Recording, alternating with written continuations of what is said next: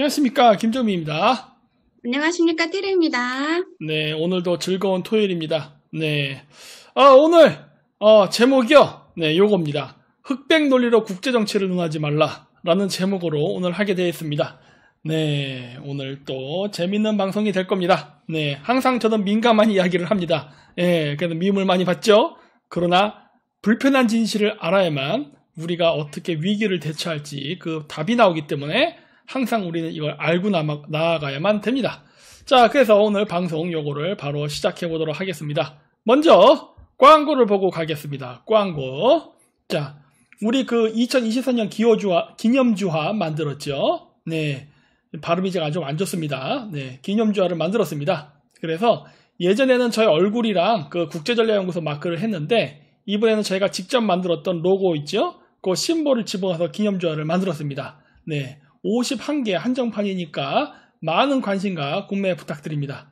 네, 이렇게 돼 있고요. 이거 이벤트 한정이기 때문에 33일 동안 합니다. 5월 19일서부터 6월 20일까지 게릴라 이벤트를 하니까 꼭 참조해 주시기 바랍니다. 네. 그 다음에 새로 이번에 우리 티르가 올린 업그레이드된 광고입니다. 골든 테이블은 목루 정예 회원들과 친목 및 긴밀한 소통을 위한 소규모 행사입니다. 6명 정원으로 목루 정예 텔레그램에 게릴라 형식으로 공지되며 조기 마감될 수 있습니다. 요거는 저희가 그 오프라인에서 만나는 겁니다. 네, 지금 하고 있어요. 네, 사람들 만나가지고 어디 역사적인 장소라든가 이런 데 가서 지금 모임을 하고 있는데 그거예요. 그래서 많이는 안 모입니다. 네, 많이 모이게 되면은 시끄러워요. 나중에 이 전염병 문제로 시비를 걸 수가 있어. 그렇기 때문에 딱 6명, 저희 포함 8명이죠. 그렇게 해서만 해서 움직이는 게 식당 가기도 편하고 카페를 가기도 편하고 그 다음에 앞으로 또 생길 여러 가지 문제를 대비해서 일부러 소수 정예로만 움직입니다. 그리고 또 요 정도 인원이 돼야지 우리가 오랜 시간 동안 대화를 할 수가 있어요. 우리 북콘서트하고 이러면은 사인하고 인사하고 사진 찍기 정신없잖아요. 이러다 보니까 팬들과의 소통이 잘 안 돼요. 그러다 보니까 이렇게 오프라인 상에서 소수로 조금씩 만나면서 하는 그러한 모임을 하고 있으니까 관심 있으신 분들은 많은 신청 부탁드립니다.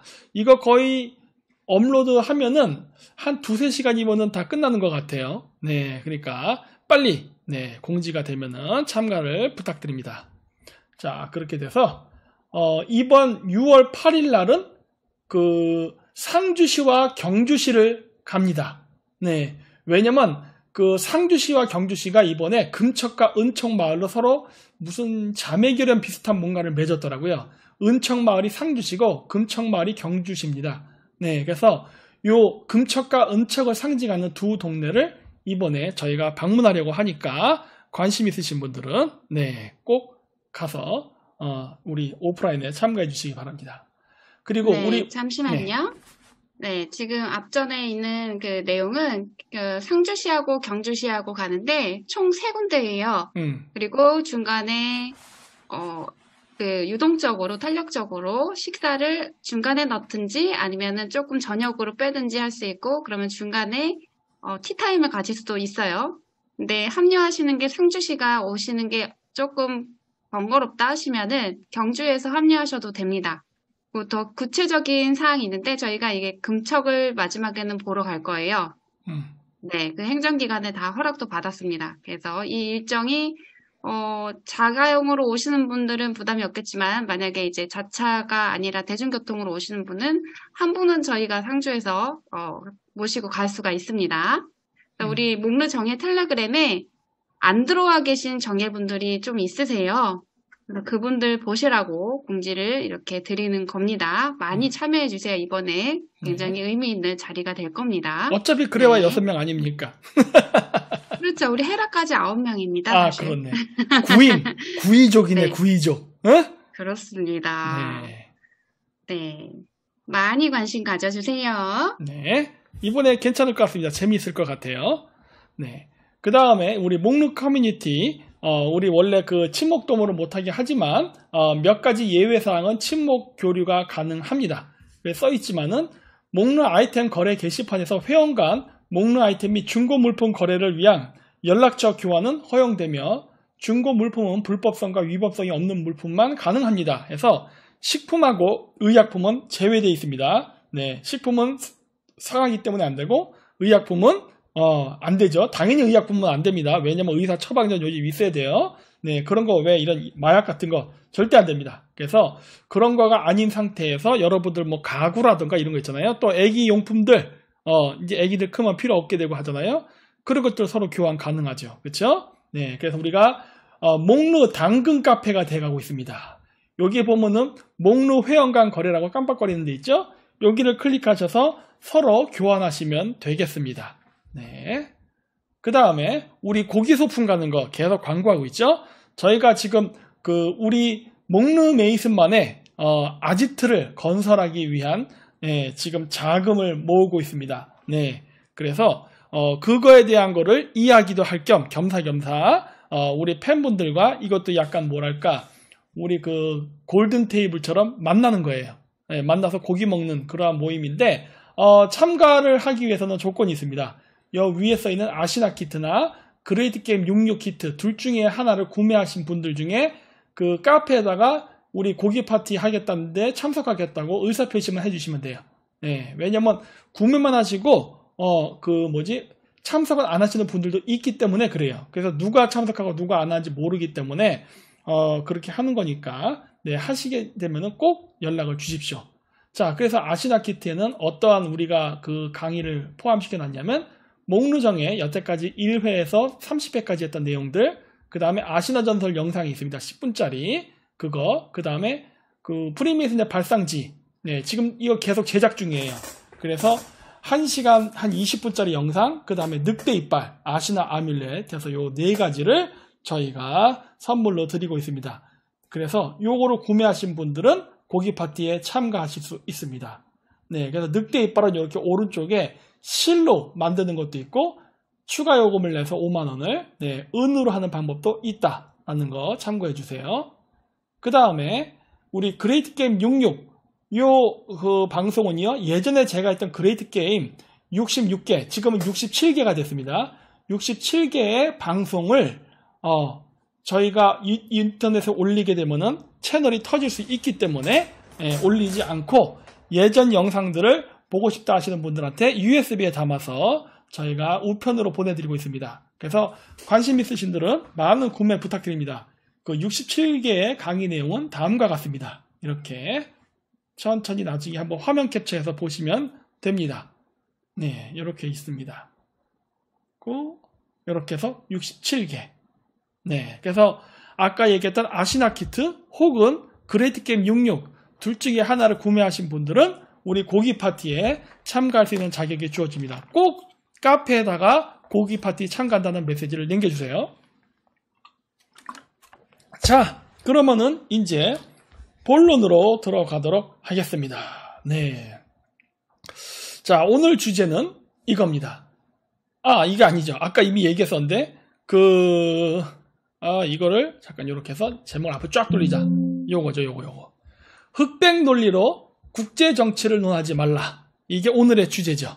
네, 그래서 요 주제에 대해서 이야기를 하도록 하겠습니다. 자, 우리가 보통 일제 식민 시대를 얘기할 때 맨날 얘기하는 게 있어요. 우리가 일제 청산을 안 해서 우리가 요 모양 요 꼴이다.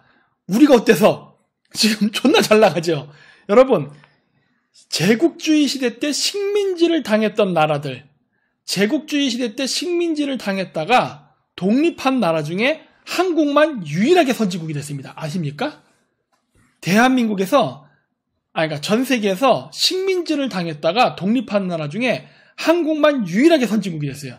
지금 G8에 들어가는 만에 이런 얘기하고 있잖아요. 그렇죠? 세계 무역 10대 국가에 속하고 잘 나가잖아. 근데 꼭 얘기할 때 우리나라가 맨날 무슨 망에 뒤지는 나라도 얘기해요. 일본은 빼야지요. 일본은 이미 그 전에 제국주의 국가가 됐습니다. 우린 제국주의 국가가 되지 못했어요. 일본은 제국주의 국가예요. 일본 제국. 우리는 대한제국이 있었지만 그게 무슨 제국이에요. 식민지 없는 제국이 제국입니까? 일본은 식민지가 있었잖아. 그러니까 일본은 제국주의 국가의 막차를 탄 나라예요. 식민지 쟁탈전 시대 때 제국주의 국가의 막차를 탔던 나라고, 우리나라는 식민지에서 독립한 나라들 중에 유일하게 선진국에 진입한 나라입니다. 현재까지는. 네. 그래서 우리나라가 뭐 맨날 뭐 민족정기가 바로 안 쓰고 어쩌고저쩌고 연병 떠는데 뭐가 안 쓰기는 잘 가고 있구만. 전 세계에서 민족정기를 제대로 세웠던 나라 치고 잘 산 나라 봤어요? 그래서 우리나라가 식민지 청산을 못해서 뭐 나라가 요만이 없구나, 이건 말도 안 되는 거짓말입니다. 예. 왜냐면 우리나라가 유일한 나라이기 때문에. 우리나라는 유일하게 잘 나가는 나라예요. 예, 잘 나가는 나라고, 왜 잘 나가느냐? 저 사람들이 얘기하는 식민지 청산을 안 했기 때문에 그렇습니다.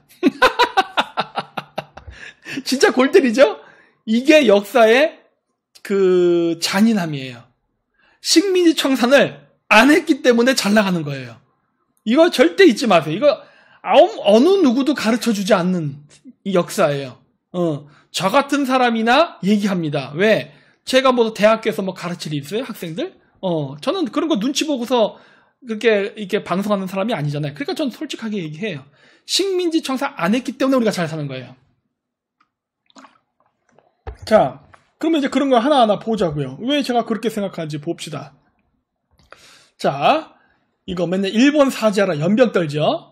사죄 안 해도 됩니다, 일본은. 왜 사죄 안 해도 된다고 생각하느냐? 일본 많이 했어요. 많이 했고, 뭐 일본이 했는데 또 누가 안 했다더라 어쩌죠, 개소리 떨지 마세요. 다 필요 없습니다. 왠지 알아요?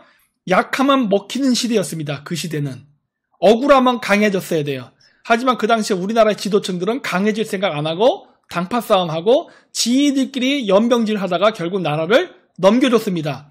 나라가 식민지가 되는 과정에 엘리트층들은 저항 한번 안 하고 그냥 나라를 넘겨준 다음에 일본 제국 안에서 왕공족이 돼서 호의호식하고 살았어요. 주제를 알아야지. 양심도 없는 인간들.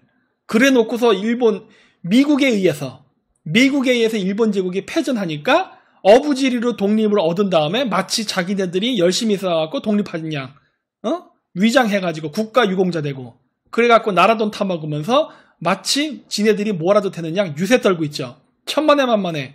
우리나라는 미국의 핵폭탄에 의해서 독립한 겁니다. 잊지 마세요. 우리나라에서 항일투쟁 했어도 절대 우리는 독립할 수 없었습니다. 그 당시에. 우리 냉정하게 현실을 바라보자고. 네. 네? 그러니까. 그래서 사죄하라 어쩌잖아? 필요 없어요. 어떤 나라도 사죄하지 않았습니다. 여러분, 어떤 나라가, 아니 대영 제국이 인도에 사죄를 했어요. 아니면은 뭐 벨기에가 저기 어디야, 콩고인가 거기다 사죄를 하고 합니까? 걔들 무지막지하게 사람들 학살했잖아. 사죄 안 하잖아요. 사죄도 안 할 뿐더러 배상도 안 해줍니다. 일본은 많이 해줬어요. 됐어, 그 정도면은. 제 생각엔 그래요. 왜? 국제관계상 그 정도 했으면 많이 한 거예요. 일본도 그나마 했던 이유가 뭐예요? 2차 세계대전 패전국이니까 한 거 아니야. 일본이 승전국이었으면 했겠어요? 안 했지. 그러니까 저는 이제 더 이상 이 문제를 갖고 왈가왈부할 필요가 없다라고 보는 겁니다. 왜? 국제적으로 아니야. 네. 국제적으로는 통용되지 않아요. 약했으니까 먹힌 거고, 우리가 제대로 발전을 안 시켰으니까 당한 겁니다. 억울하면 돈 벌어, 억울하면 부자 돼. 부국강별 이론이 되는 거예요. 그걸 우리는 배운 겁니다. 그쵸? 자, 그래서 어쨌든 간에 이런 사자라는 말 나는 전혀 안 듣습니다. 왜? 이건 말도 안 되는 소리야. 어디 딴 데 가서 한번 이 얘기 해보세요. 어떤 나라가 사죄를 하는가. 자, 민족정기가 바로 안 쓴 이유가 친일파들 때문이라 그랬죠? 그거 민주당에서 정말 많이 써먹는데, 자 보십시오. 1948년에서 49년에 반민특위가 있었습니다. 반민족행위 특별조사위원회. 이 반민특위를 만들어가지고 우리나라에 친일청산을 하려고 한 적이 한 번 있었어요. 좋아. 쟤네들 논리대로 한번 친일청산을 하자. 하려고 했었어요. 근데 누가 방해합니까? 한민당이 방해했어요. 여기 보이죠? 반민특위가 활동할 당시 정재계에서 전방위적으로 로비를 해서 반민특위, 친일 세력을 색출하는 작업을 방해했습니다. 그랬고 이승만이 전라도 친일 지지층을 저격하여 조봉암을 입각시키고 농지개혁법을 제정하자 반 이승만 세력으로 굳어졌다. 자, 이거 무슨 얘기죠? 이승만 대통령이 제거하려던 사람들이 빨갱이와 친일파였습니다. 여러분 가끔씩 좌파들이 그런 말을 할 때가 있어요. 이승만을 갖다가 친일파라고 얘기합니다. 그거는 말도 안 되죠. 이승만이 어떻게 친일파가 될 수 있습니까? 아니 역사 왜곡을 하려면 제대로 왜곡해. 이승만은 친미파예요. 박정희가 친일파지. 구별 정확히 하자고 우리. 박정희는 친일파, 이승만은 친미파예요. 미국에서 하버드 대학교 나오고 이렇게 졸업해서 온 사람 아니에요. 미국에서 키워준 인물이에요. 그랬기 때문에 이승만이 한국에 지지 기반이 없음에도 불구하고 미 군정을 배후로 해가지고 대통령이 당선된 거야. 그랬고 그 당시에 미 군정의 목적은 뭐였습니까? 일본 제국을 박살내고 일본 제국의 잔재를 제거하는 게 목적이었어요. 일본 내에서도 구일본 제국국 관료들을 제거하는 게 목적이었고 우리나라에서도 제거하는 게 목적이었어요. 그 역할을 했던 사람이 이승만이에요. 무슨 이승만이 친일파야? 말도 안 되는 거짓말을 그냥 요즘 사람들은 그냥 제대로 검증도 안 하고 그냥 그렇게 그냥 듣고 넘어가대? 나는 그게 이해가 안 돼. 그래서 이승만이 친일 청산을 어떤 식으로 하느냐? 여기 나오죠? 토지개혁법을 했습니다. 토지개혁법. 토지개혁법은 뭐예요? 지주 세력으로부터 토지를 뺏어서 바로 소장농들에게 주는 거였어요. 이거 완전 공산주의야. 지주에게서 땅을 뺏어가지고 소장농에게 준다. 이거 완전 공산주의죠. 공산주의가 그렇게 바랬던 그 사상이죠. 이상이었죠. 근데 이거를 이승만이 했습니다. 여러분 북한의 김일성이는요. 말로만 그렇게 하고 안 했어요. 그치? 아시죠? 여러분 공산당들, 중국 공산당, 스탈린, 김일성 이런 애들 전부 다 지주한테 토지 뺏어서 소장농한테 준다고 말만 해놓고 어떻게 합니까? 결국 당이 가져가죠. 그쵸? 전부 국가 소유해버렸죠? 근데 이승만은 줬어요. 공산주의에서 말했던 그거 했어요. 그랬는데 그러다 보니까 어떻게 됐느냐? 우리나라에서 가장 농사를 많이 짓는 데가 어디입니까? 우리나라 70%가 산이잖아요. 그 70%가 산인데 산이 아닌 30%가 어디야? 그게 전라도예요. 전라도, 충청도, 경기도 일대, 어쨌든 우리나라의 서부 쪽 가장 그 중에도 그 많은 지역이 전라남도 지역. 가장 평야가 많은 데가 전라남도라는 얘기는 뭐예요? 가장 친일파가 많았다는 소리입니다. 가장 친일파가 많았다는 소리예요. 그래서 이승만이 토지개혁을 하니까 어떻게 돼요? 바로 그 전라도에 있던 지주들이 토지를 빼앗겼어. 누구한테? 소장농한테. 빼앗긴 건 아니에요. 왜냐? 그거를 장기로 할부식으로 사는 방식으로 해서 소장농이 매달 그 수익의 얼마를 주는 식으로 해가지고 땅을 삽니다. 그래서 그 지주들도 굶어 죽지 않게끔 거의 30년, 40년 연금처럼 돈을 받아요. 그걸로 먹고 살아요. 그리고 소장농도 그렇게 하면서 우리나라가 자본주의가 되는 그 기반을 만든 게 이승만 때예요. 그러다 보니까 어떻게 돼요? 바로 전라도 지주 세력들이 반 이승만 전선을 만든 게 한민당입니다. 그게 한민당, 즉 오늘날의 민주당이에요. 그래서 민주당 사람들은 지금도 이승만 하면 개새끼라고 욕합니다. 그 유래가, 그 기원이 어디로 올라가느냐? 바로 이승만의 친일청산 정책. 그건 이런 반론을 제기할 거예요. 아니, 이승만이 친일 세력을 제거했다고 하는데 이승만 내각에 친일파들 많았잖아요. 나도. 뭐라고? 네. 그 친일 세력들이 많잖아요 하고 얘기할 거예요. 그쵸? 엄마가 치우는 속도를 넘기면 안 되지. 우리 티리의 목소리가 다 들립니다. 네. 자, 그래서 그러면 이승만은 왜 친일 세력들을 썼느냐? 행정관료들은 다 썼어요. 왜? 안 쓰면 국가체계가 운영이 안 되니까. 자, 그러면 김일성은 안 썼어요? 김일성 때, 아니, 사람들이 뭐라 얘기하냐? 북한은 친일 세력을 제대로 청산했다는 얘기를 해. 어디서 거짓말을 해? 여러분, 북한도 그대로 그냥 친일파 썼습니다. 인민해방군, 북한의 경찰, 이런 관료들 있죠? 그냥 그 일제시대 때 사람 그냥 그대로 다 썼어요. 왜? 그 사람들이 빠지면 사회 그 질서가 유지가 되지 않아요. 오히려 북한의 김일성이가 이승만보다 더 많이 썼습니다. 친일 세력들을. 그거 알아야지. 정확히 얘기해야지. 그래서 행정관료 차원에서는 그랬고, 그거 외에 다른 것들, 일반적인 생활에서 소위 얘기하는 서민들을 괴롭혔던 사람들 있잖아. 국가 통치보단 서민들 괴롭혔던 애들, 맨날 그 위안부 얘기하는데, 그 위안부로 진짜 조선의 여자들을 납치해서, 위안부로 보내고 인신매매했던 애들, 우리나라에서 인신매매했던 애들, 그 조선인들이잖아요. 조선인이 조선인 여자 잡아다가 인신매매 시켜서 위안부 만들었잖아. 그런 놈들 때려잡았어요. 정상 아닌가? 그런 사람들은 잡았습니다. 그래가지고 그걸 하다 보니까 이승만이가 욕을 먹은 거예요. 그러면서 어떻게 돼요? 바로 전라도의 친일 지주 세력과 공산 세력이 힘을 합쳐가지고 반 이승만 전선을 형성하죠. 근데 여러분 정치는 뭐가 필요하죠? 돈. 그쵸? 자, 제가 지금 얘기했어요. 전라도의 친일 지주 세력들과 공산 세력이 힘을 합쳤다고 했습니다. 자, 지주 세력과 공산 세력이 있어요. 누가 돈이 있을까요? 공산 세력은 당연히 돈이 없죠. 그래서 돈은 누가 있어요? 지주 세력. 선거는 돈이 필요하다. 그래서 민주당의 텃밭이 어디입니까? 전라도. 이렇게 되는 거예요. 그냥 딱딱 답이 나오죠? 지금 2023년에도 왜 이런 일이 발생하는가는 딱 답이 나오는 거야. 2023년까지 지금도 국회의원 선거가 됐던 대통령 선거가 됐던 맨날 민주당은 전라도 몰표가 왜 나오느냐? 이게 친일 세력 때문에 그래요. 친일파의 뿌리가 민주당에 깊숙이 박혀있기 때문에 그래.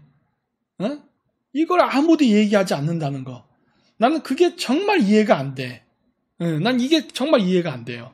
그리고 이거를 왜 역사 공부를 안 할까 사람들? 조금만 보면 다 나오는데. 그리고 그러한 돈줄을 갖고 있는 전라도의 친일 지주 세력들이 그거를 기반으로 민주당의 쩐주가 돼서 활동을 했잖아요. 그리고 행동대장을 움직인 게 누구예요? 바로 돈 없는 공산당 애들. 부자들은 나서기 싫잖아. 돈만 대주지. 그러니까 뒤에 빠져 있고 그 다음에 공산당 애들이 행동 세력으로 움직이는 거예요. 그게 바로 뭐예요? 소위 얘기하는 386 운동권 세대예요. 그 빨갱이들. 물론 지금은 걔네들 권력 잡고 해서 돈 부자 됐어요. 하지만 옛날 땐 가난했지. 그 가난한 애들을 누가 다 뒤에서 밀어줬어? 스폰서로.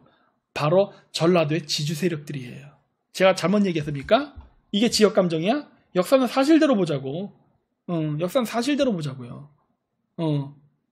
관료들 중에는 우파 정권에도 친일파 있었어요. 난 절대 부인 안 해. 네.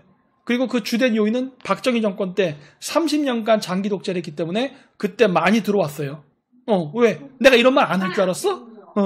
내가 막, 박정희 대통령은 착한 분이에요. 이렇게 내가 비유할 줄 알았냐? 아니지.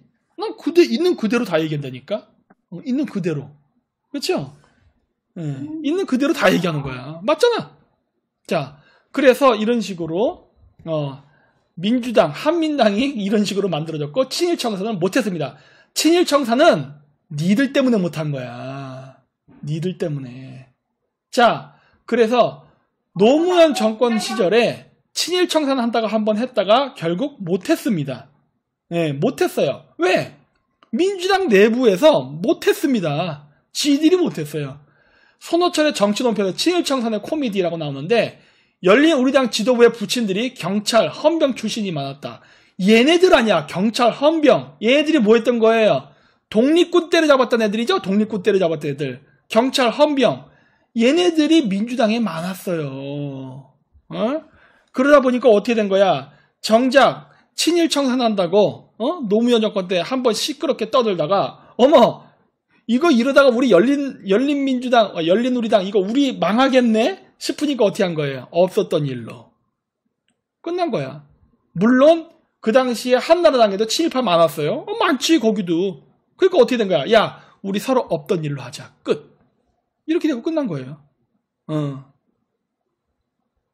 왜 그러느냐? 여러분 한나라 이거 지금 노무현 때잖아요. 이미 제가 얘기했듯이 우리나라는 우파라고 하는 사람들은요, 전두환까지가 끝이에요. 전두환 이후에 나오는 노태우, 김영삼, 김대중, 노무현 20년이라는 세월이 흐릅니다. 이 20년이라는 세월 동안에 어떻게 된 거예요? 서울 우리가 우파라고 얘기하는 우파 정당, 즉 한나라당 안에 김영삼 계열이 뿌리를 내리잖아요. 여러분, 김영삼 원래 어디 출신이야? 운동권 출신이잖아. 그 얘기는 뭐예요?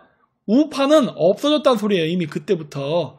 그래서 한나라당 안에도 당연히 친일파들이 많았습니다. 좌파들이 맨날 한나라당 친일파 얘기할 때 김무성 얘기하죠? 김무성 걔 누구예요? 김영삼 계열 아니야. 다 운동권 출신 애들이에요. 걔네들이 우리나라 좌파 우파라고 하는 정당에 들어가서 그 활약을 하는 거야. 우리나라가 이러니까 친일 청산이 안 되지. 어? 친일 청산이 안 된 이유가 있어요. 우리가 좌우에 다 있어. 이런 얘기를 안 해. 아, 나쁜 놈들이죠. 자, 봅시다. 친일 청산이 안 되면 나라가 망하냐? 아닙니다. 괜찮아요. 왜? 역사가 말해줍니다. 니른베르크 재판입니다. 니른베르크는 뭐예요? 2차 세계대전 끝나고 독일 나치 세력들을 재판한 전쟁입니다. 동양에서는 도쿄 재판이 있었어요. 자, 니른베르크 군사 재판 해가지고 이 재판에서 기소된 사람은 24명이었습니다. 그 이전에 자살한 사람은 11명이에요. 아돌프 히틀러, 로베르트 라이, 이런 식으로 해서 11명 정도가 행방불명, 병사, 암살 등등의 이유로 해서 어쨌든 없어지고 나머지 24명만 재판을 받습니다. 네. 이게 니른베르크, 즉 2차 세계대전 끝난 다음에 나치 독일을 심판했던 재판이에요. 자, 그랬는데 24명만 기소했습니다. 뭐야, 별로 안 했네. 그렇죠? 아니, 독일 제대로 청산했다며? 아니, 24명밖에 안 했어요. 우리나라 반민특위는 이거보다 더 많이 했는데, 훨씬 많이 했는데 이거보다. 네. 자, 결론적으로 뭐냐? 사형 12명입니다. 뭐야? 24명 기소해서 사형도 12명밖에 안 받았어. 그럼 나머지 12명은 사형이 아니네? 징역 10년, 15년, 20년짜리겠고 종신형, 미결수, 심지어 석방까지 있습니다. 미결수랑 석방 빼야죠. 그럼 5명 빠졌네? 그러면 사형시킨 사람 12명 외에 7명만 감옥에 있었어요. 네. 그리고 전하마 저수자도 여기 나오죠? 1961년이 되면은 감옥에 복역 중인 사람이 한 명도 없답니다. 이거 외에 추가로 해서 총 99명까지도 재판을 받았나 봐요. 99명. 그런데 99명을 재판을 받았는데 1961년 되면 어떻게 돼? 1961년이면 한 20년 정도 흐른 거 아니에요? 그리고 나서는 복역 중인 사람이 없답니다. 다 나갔어. 다 나갔어. 무기징역도 나갔나 봐. 이렇게 돼서 이렇게. 나치 청산 제대로 안 했습니다. 네. 나치 청산 제대로 안 했어요. 나치가 제대로 뭐 했다 어쩌고. 보통 우리가 저런 얘기할 때 프랑스를 예를 들지 독일을 예를 들지 않아요. 맨날 그러잖아요. 일본은 왜 자꾸 제국주의를 할까? 일본은 왜 자꾸 저런 제국주의적 마인드를 가질까? 할 때 맨날 그래요. 그거는 제대로 된 일제 그 청산을 안 했기 때문이다. 안 돼. 아니요. 독일도 안 했어요. 독일도 안 했어. 독일도 청산 안 했습니다. 그나마 24명. 물론 나중에 99명까지 됐다고 하지만 다 석방. 초창기 12명 교수형 당한 거 외에는 다 석방. 유대인을 600만 명을 죽였다는 등, 4천만 명이 2차 대전 때 죽었다는 등 상관없어. 다 석방. 보셨습니까? 이게 현실이에요. 일본 제국뿐만 아니라 독일도 저렇게 했습니다. 결국 뭐예요? 좌파들의 관점에서 독일은 제대로 청산 안 한 겁니다. 맞죠? 제대로 청산 안 했는데 문제는 뭐냐? 독일은 나토의 가입국입니다. 이거 어떻게 설명할래? 독일은 나토의 가입국입니다. 그리고 독일은 유럽연합의 회원국이에요. 이거 어떻게 설명할래? 좌파들 얘기해봐. 독일 제대로 청산 안 했잖아. 안 했음에도 불구하고 군사동맹체, 경제동맹체에 들어가 있어. 이게 국제관계의 현실이에요. 이게 국제관계 현실이라고. 자, 일본이 한미일 군사동맹 맺는 게 문제가 돼? 될 게 없어요. 왜? 독일도 했잖아. 독일이 나토에 가입했어. 자, 근데 왜 일본이 한미일 군사동맹에 들어오면 안 될까? 뭐가 문제야? 뭐가 문제야? 경제공동체 지금 만들고 있죠. 미국을 중심으로 제조업, 지금 공급망을 재편하고 있죠. 재편하면서 한국한테 빨리 중국과의 관계를 끊고 한미일, 그 다음에 유럽연합 국가들과 함께 연대하자고 하죠. 지금 그렇게 가는 방향 중에 있죠. 네. 이거 가지고 뭐 굴욕 외교라는 등 뭐 일본 놈들이 어쩌자고 하는데 아니야. 독일도 했어. 독일도 했어. 근데 단 좌파들이 예를 들 땐 프랑스 예를 듭니다. 프랑스. 근데 나는 여기서 한 가지 문제가 프랑스는 그럴 수밖에 없죠. 왠지 아세요? 프랑스는요. 독일하고 비등비등했던 아니야. 더 우월했을 수도 있어요. 옛날 때부터 프랑스 하면 아주 유명했잖아요. 중세시대 때에는 모든 왕과 귀족들이 프랑스어를 할 줄 알아야 됐어.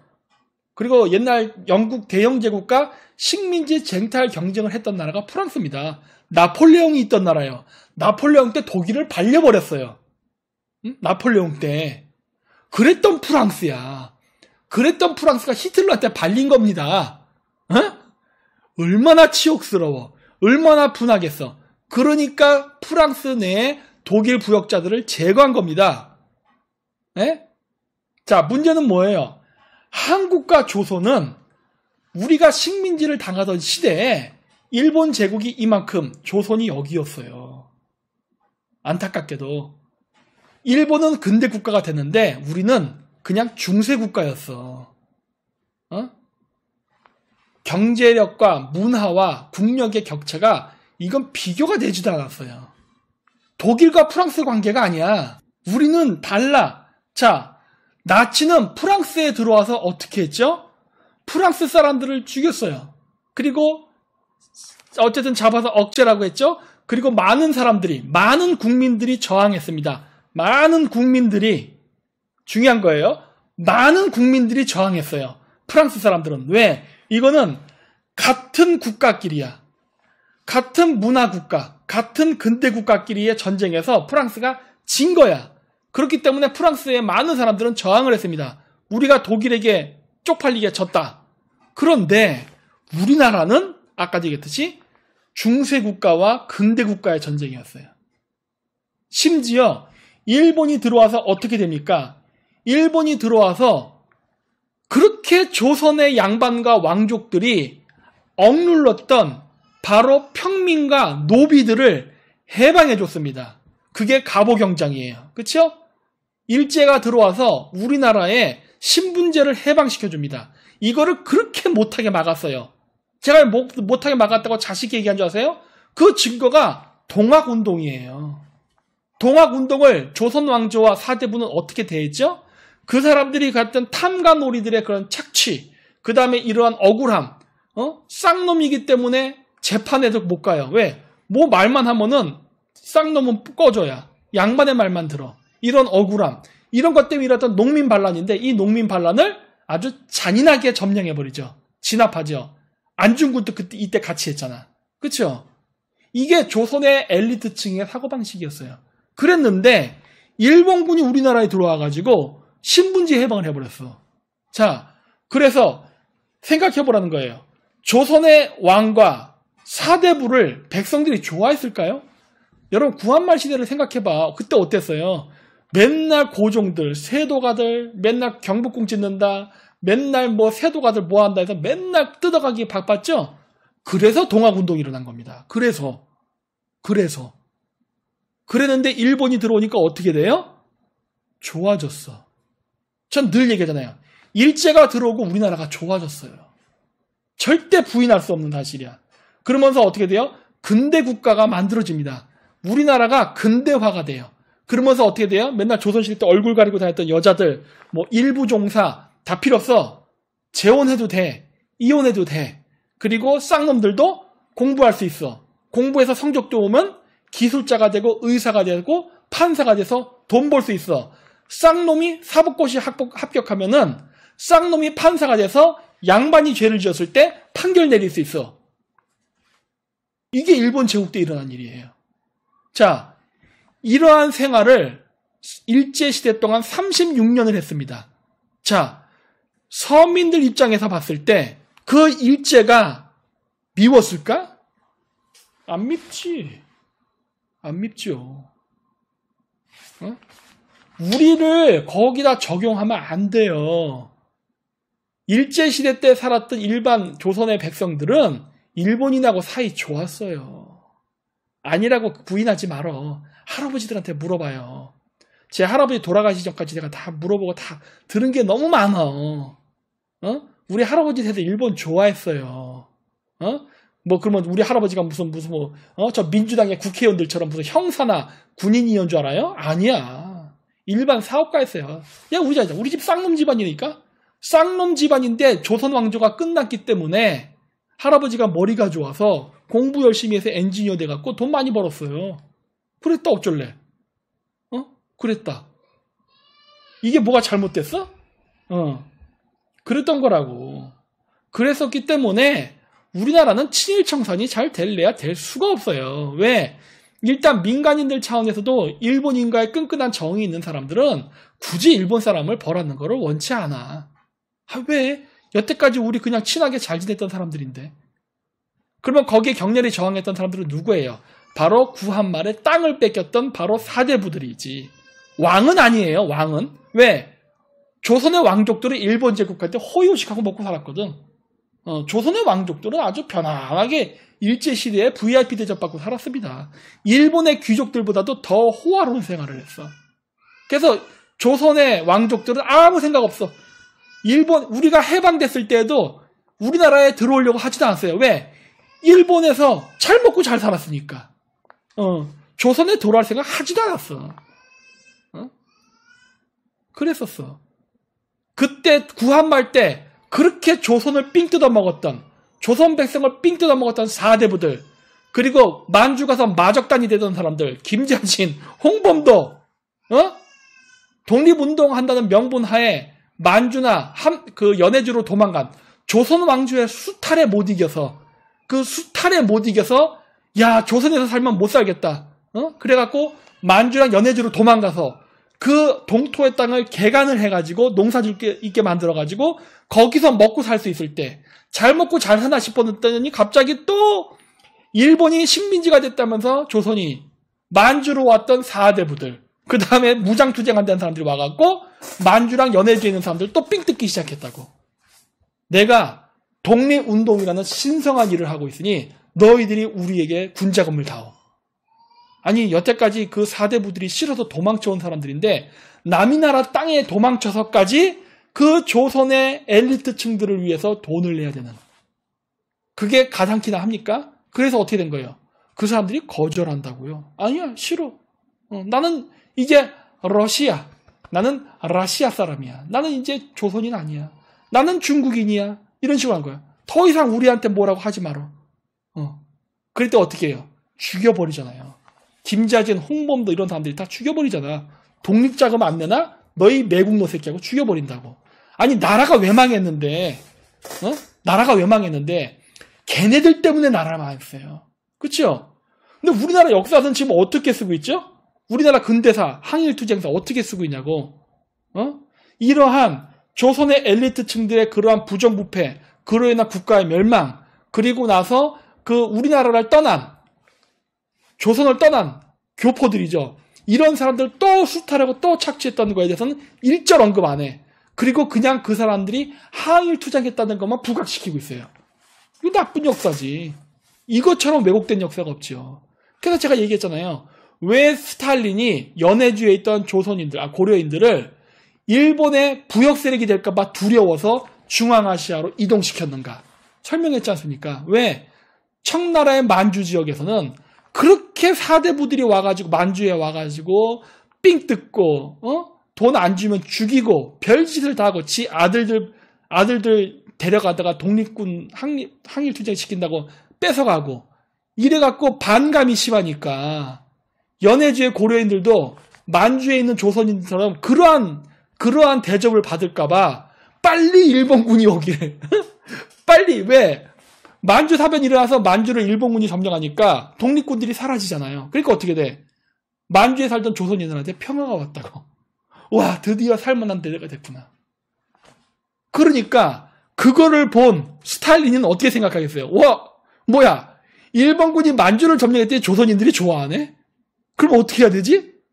야, 조선인들 당장 중앙아시아로 이동시켜.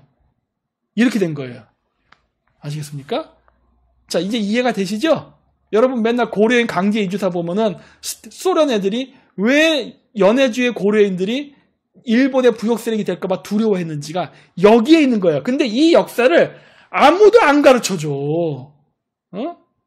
아무도 안 가르쳐 준다는 거예요. 이거 제가 어떻게 한 줄 아세요? 제가 카자흐스탄에 살았기 때문에 이걸 알게 된 거야. 카자흐스탄에 제가 살았기 때문에. 왜? 카자흐스탄의 고려인들 만나면서 이런 것들을 알게 된 거예요. 이런 역사가 있었어? 한국에서는 안 배우니까 이해를 못했어요. 나는 항상 역사 공부하면서 왜 고려인들이 왜 일본 편을 들어? 고려인들은 당연히 우리 편을 들겠지. 독립운동가 편을 들겠지. 라고 생각을 했는데 아니었던 거야. 만주나 연해주에 살던 조선인들은 일본 편이었던 거예요. 아시겠습니까? 한반도에 살던 조선 백성들은 일본 편이었을까요? 아니면 독립운동했던 그 사람들 편이었을까요? 일본 편입니다. 응? 내가 계속 강조해서 얘기하는 거예요. 족간을 하지 말라 해요. 역사 왜곡하지 말어. 응? 현실을 똑바로 알자 해요. 그런데 문제는 뭡니까? 우리나라가 일제가 패망하면서 해방당합니다. 알겠어요? 해방당한 겁니다. 우리는 해방을 한 게 아니야. 해방당했어요. 누구에 의해서? 미국에 의해서. 강제로. 우린 해방당한 사람들이야. 그러다 보니까 어떻게 된 거예요? 일본이 있었기 때문에, 일본 제국이 있었기 때문에 바로 구한말의 그러한 썩은 사대부 세력들이 쫓겨나서, 쫓겨나가지고 저기 뭐 충칭으로 가고 남경으로 가고 이렇게 됐었는데, 이제 조선이 해방당하니까 어떻게 돼요? 주한미군이 들어오고 소련군이 들어오고 이 와중에 바로 항일 투쟁했던 사람들이 들어옵니다. 근데 여러분 저번에 얘기했죠? 항일 무장투쟁한 사람들은 다 소련하고 결탁돼 있었어요. 모택동과 결탁돼 있어서 대부분이 공산주의자였습니다. 항일 무장투쟁한 사람들은 대부분이 공산주의자예요.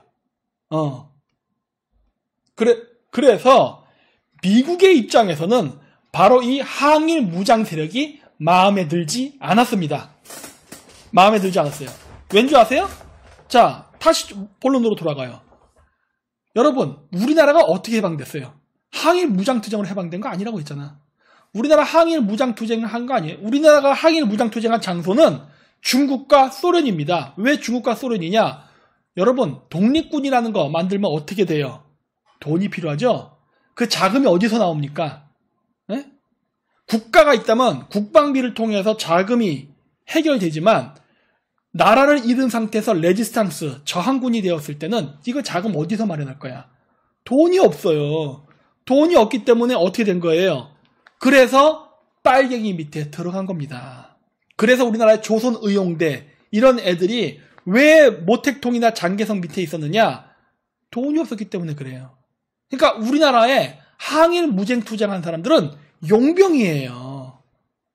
용병. 그래서 어떻게 돼요? 돈 주는 사람 말 들어야 되죠?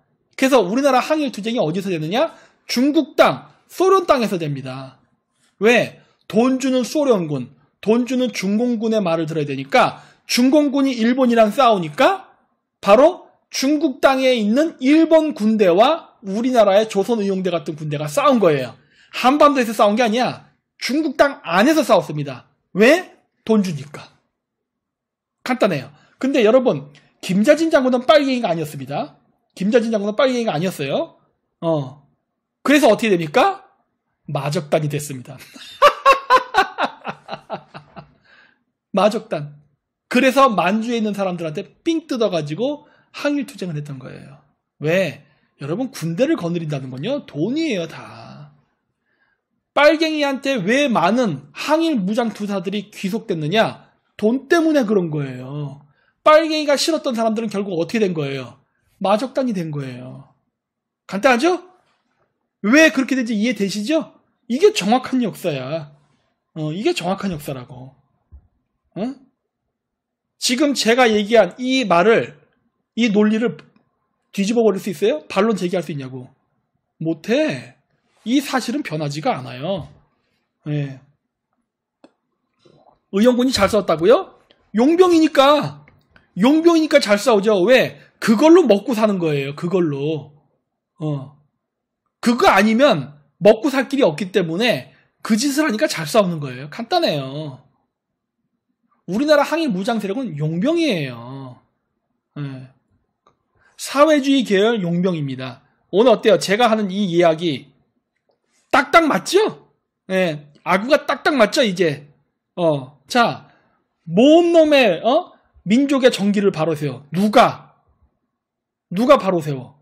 자, 그래서 미국은 일본 제국이랑 죽어라 싸웠습니다. 뭐 우리나라 용병들도 항일 무장 세력들도 죽어라 싸웠어요. 하지만 달랐죠. 왜? 우리나라의 무장 세력은 중국 땅 안에서만 싸운 거고 미국은 태평양에서부터 해서 점점 확장해갖고 들어오고 있었죠. 그래갖고 어떻게 돼요? 그 전쟁을 하면서 결국 핵폭탄 2방을 떨어뜨려서 결국 일본 제국을 무릎 꿇힙니다. 미국이 일본 제국을 무릎 꿇힌 거예요. 그렇죠? 우리나라의 용병 세력들이 한 게 아닙니다. 우리나라 용병 세력들은 돈을 안 주면 돈이 없어 못 움직이니까 한반도에는 접근도 못해요. 돈이 없어서 못해요. 예. 김자진 장군 같은 사람들도 못합니다. 못 들어와요. 한반도 안에. 왜? 돈이 없어서 못 들어와요. 미국이 치열하게 싸워서 소련군도 일본군이랑 안 싸웠어요. 잊지 마세요. 소련군도 안 싸웠습니다. 소련군은 나치랑 치열하게 싸웠지 일본 제국군이랑 거의 안 싸웁니다. 미국만 일본 제국이랑 치열하게 싸웠어요. 그래서 치열하게 싸우고 핵폭탄 떨어뜨리고 해가지고 드디어 일본을 항복시키고 들어왔는데 일본이 강하면 안 되잖아. 그러니까 일본 제국을 쪼갭니다. 그게 뭐예요? 만주국 없애버리고. 그쵸? 그리고 한반도를 남북으로 갈라요. 왜?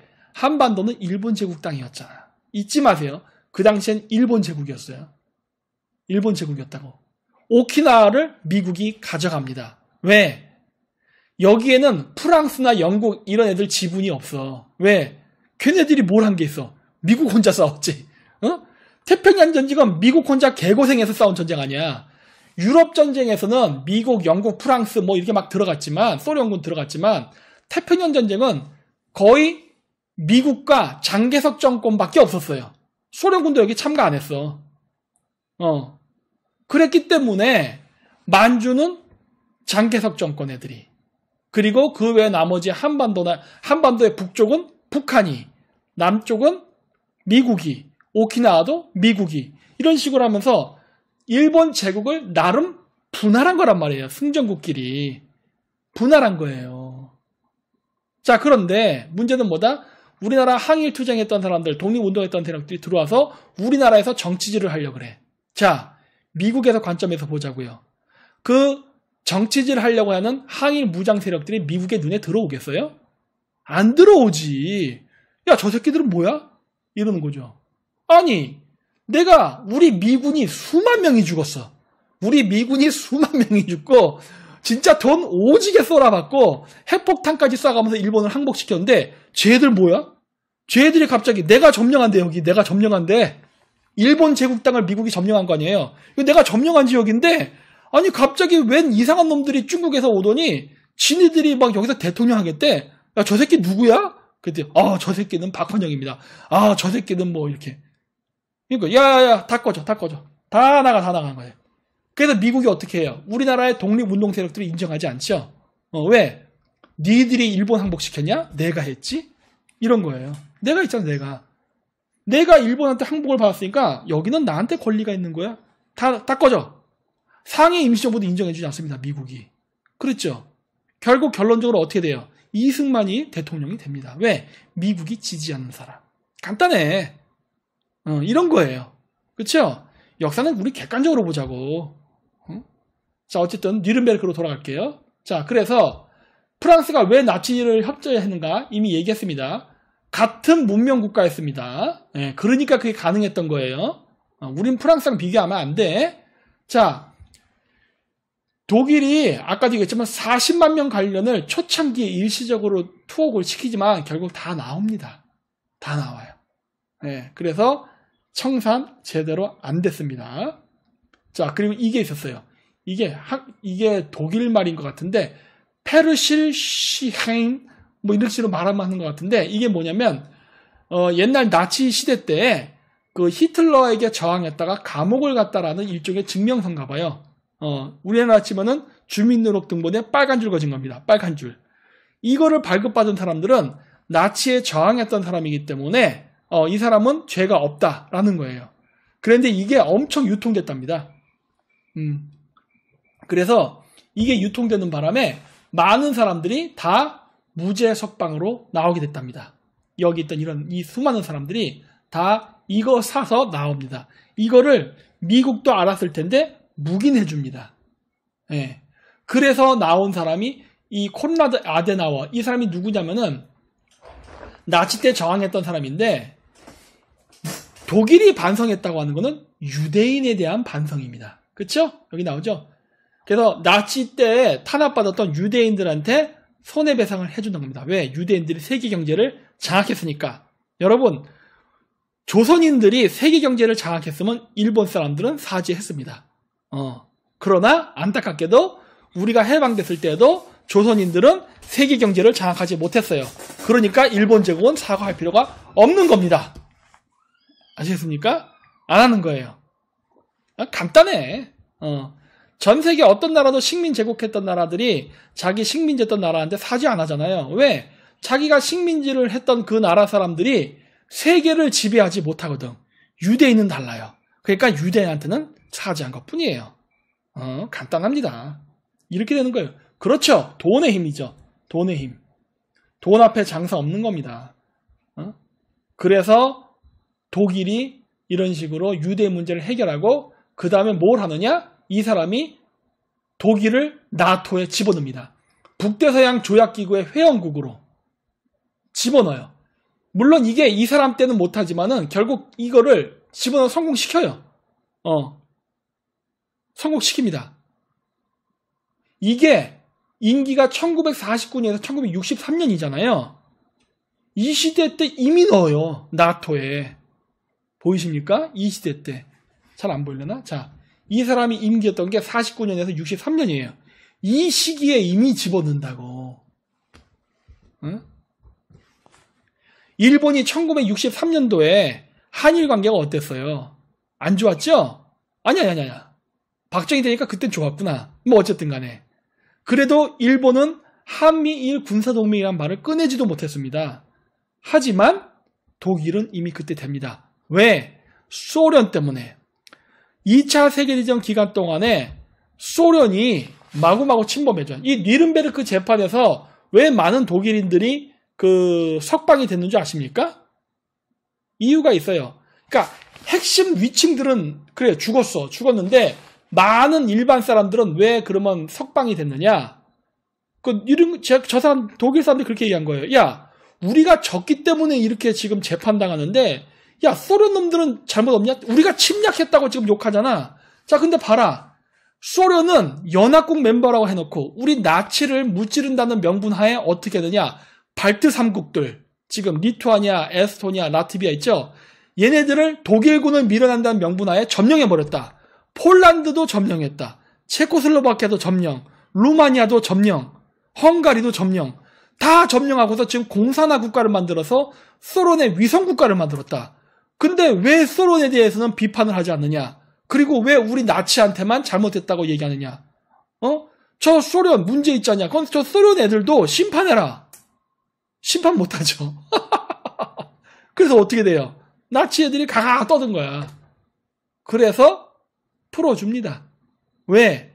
점점 소련이 세력을 확장해서 유럽으로 들어왔기 때문에 저 소련을 막아야만 했기 때문에 나치에 협조했던 부역자들을 다 풀어줍니다. 왜? 나치만큼 소련이랑 치열하게 싸운 사람이 없잖아. 나치는 소련을 아주 이를 부득부득 깔잖아요. 저 더러운 슬라브 오랑캐 새끼들 맨날 이러면서 응? 나치가 러시아를 아주 미워하잖아요. 민족적으로 아주 인종적으로 싫어하잖아요. 그랬기 때문에 이제 나치는 전쟁에 졌어. 이제 점령이 됐어. 이제 독일에 대한 통제력도 히틀러가 아니야. 이제 미국이 이제 좌지우지 흔들 수 있어. 이렇게 되니까 어떻게 한 거예요? 그 나치 잔당들을 다시 재규합해가지고 소련에 항쟁할 수 있게 만들어준 겁니다. 그랬기 때문에 그 나치 잔당들을 다시 모아서 그래서 나토에도 독일을 집어넣게 된 거예요. 자, 독일 청산 안 했네. 그렇죠? 왜 안 했습니까? 공산주의 세력 때문에 안 한 겁니다. 공산주의 세력을 막기 위해서 안 한 거예요. 소련은 자기가 연합국이라는 지위를 이용해서 동유럽 국가들을 자기의 식민지, 즉 위성국가를 만들었단 말이야. 그랬기 때문에 그런 거예요. 연합국들은 그렇게 안 했잖아요. 연합국들은 있던 식민지가 날아가 버렸지. 아프리카, 남미 다 날아가 버렸지. 그래서 소련이 문제가 있는 겁니다. 자, 이와 똑같은 상황이 한반도에서도 벌어진 거예요. 그러니 한반도에서 벌어졌으니 어떻게 돼요? 미국이 했던 거와 똑같아요. 미국이 어떻게 했죠? 나치 세력들을 큰 대가리들은 제거하죠. 그리고 어떻게 돼요? 민심을 수습해야 된단 말이에요. 그렇죠? 점령 지역에 민심을 수습하는 게 가장 중요합니다. 그렇죠? 민심을 수습하는 데 가장 좋은 건 뭐예요? 윗대가리 제거하는 거. 그렇죠? 당연하죠, 그거는. 왜? 그래야 내가 내 마음대로 움직이니까. 그러니까 나치의 고위 간부들 윗대가리 제거 딱 했어. 그리고 뭐예요? 독일 국민들을 이제 보듬어야 되잖아. 그러니까 어떻게 한 거예요? 그 독일 사람들 중에 군대로 안 끌려간 사람이 있어요. 그때 전쟁 말기에 남자들 박박 긁어갖고 다 전쟁터 내보내잖아. 독일 국민들 중에, 유대인을 때리고 학대를 하던, 소련이나 이런 데 전쟁 참전 안 한 독일의 가족이 없어요. 다 독일의 모든 가족들은 연루가 돼 있었다고. 그러나 다 없던 걸로. 왜? 민심을 수습해야 되니까. 똑같은 일이 우리나라에서 벌어진 거예요. 똑같은 일이. 자, 이승만이가 미국의 등을 잇고 와서 우리나라에 들어왔어요. 그러니까 어떻게 돼요? 꼭대기 애들은 다 제거합니다. 그렇죠? 꼭대기 애들을 제거하지 않는다면은 골치 아파요. 이승만이는 철저한 반일주의자였잖아요. 그러니까 독도도 무력 점령하잖아. 미국하고 독일이 어정쩡하게 회담하면서 독도에 대한 문제를 가져가려고 하니까 아예 군대 파견해갖고 점령해버리잖아요. 족가도 소리 하지 마. 여기 우리 땅이야 하고. 그게 이승만 때 일어나잖아. 이승만 친일파 아니야. 대마도까지 먹으려고 그랬어요. 어쨌든 그랬는데 그렇게 하고 나서 우리나라에서 있던 그러한 사람들을 제거한 거란 말이야. 제거하고 그 다음에 어떻게 해요? 민심을 수습해야 되잖아. 그러니까 어떻게 한 거예요? 그 민심들, 조선의 백성들을 괴롭히고 학대했던 사람들을 혼낼 필요가 있습니다. 근데 우리나라는 정말 아이러니하게도 일제시대 때 조선 백성을 괴롭힌 사람들은 바로 일제 부역자들이었어요. 바로 조선의 백성들과 가까이 있던 사람들. 그게 누구야? 조선의 지주 세력들, 형사, 이런 애들이에요. 헌병, 이런 애들. 헌병, 경찰, 이런 애들 가깝잖아. 걔네들을 타겟으로 삼았어. 근데 문제는 뭐다? 걔네들이 타겟이 되다 보니까 그게 한민당이 돼버리네. 이렇게 된 거예요. 한민당.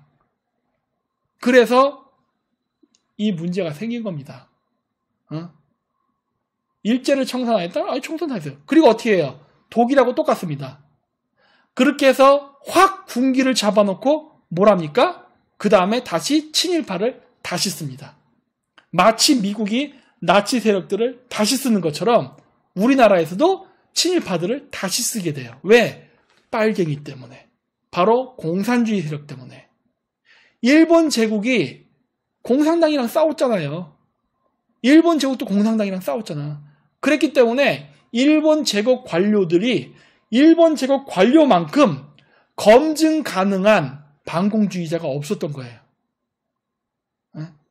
제 말이 무슨 말인지 아십니까? 이미 일본 제국은 끝났어. 일본 제국은 전쟁에서 패망했단 말이야. 끝났어. 그러나 패망한 이 일본 제국이 끝난 다음에 냉전 시대로 접어들잖아요. 근데 이 냉전 시대에 접어들었는데 이 냉전 시대에 접어든 이 나라를 제대로 관리하려면은 빨갱이가 섞여선 절대 안 되는 거예요. 무슨 말인지 아시죠? 자, 그런데 미국이 존나게 힘들게 싸워서 일본 제국 함락시키고 그 다음에 한반도에 딱 들어왔더니 아니 시앙 어디 중국 구석에서 공산당이랑 장개석한테 돈 받아먹으면서 싸웠던 조선의용대 즉 조선족 용병 집단들이 우리나라에 들어와서 내가 항일투쟁을 했 독립투사네 뭐네 하면서 이렇게 의시되면서 애들 독립운동했던 애들 총 들고 있는 애들 이렇게 이러고 신세계 범죄도시처럼 들어와서 야야야 내가 이 대한민국을 해방시켰어 이러는 거야. 미국 입장에서는 기가 차죠. 내가 했는데 개고생은 미국이 다 하고 면장은 쟤네들이 하려고 그러네. 그리고 어떻게 하는 거야? 그리고 또 보니까 어머 이게 뭐야? 이 새끼들 이거 소련이랑 놀아먹는 놈이네? 이 새끼는 뭐야? 얘는 모택통한테 돈 받은 놈들이네? 또 빨갱이들이야. 그러니까 어떻게 돼요? 미국에서 딱 잘라버리니까 안 돼. 그리고 어떻게 돼요? 자, 일본의 제국계 관료들을 다시 쓴다. 왜? 냉전 시대니까. 북한은 소련이 어떻게 잡아먹었어? 뭐 어떻게? 좋아. 북한은 소련이 했어. 그건 남한만이라도 미국의 통치 영역 안에 들어와야만 돼. 근데 문제는 뭐예요? 남한만이라도 미국의 영역 안에 들어와야 되는데 이 남한 내에서 활동하는 얘네들이 빨갱이들인 거야. 소위 항일 무장투장했던 사람들. 얘네들이. 그러니 미국 입장에서 어떻겠어요? 다 나가. 이렇게 된 거예요. 응? 어때요? 오늘 제가 한 이 이야기. 응? 이게 지금 제가 친일파라서 이런 얘기를 하는 것 같습니까? 아니야. 역사는 객관적으로 보라는 겁니다. 그리고서 미국이 그러니까 이승만 정권 때 여러분 이승만 정권은요.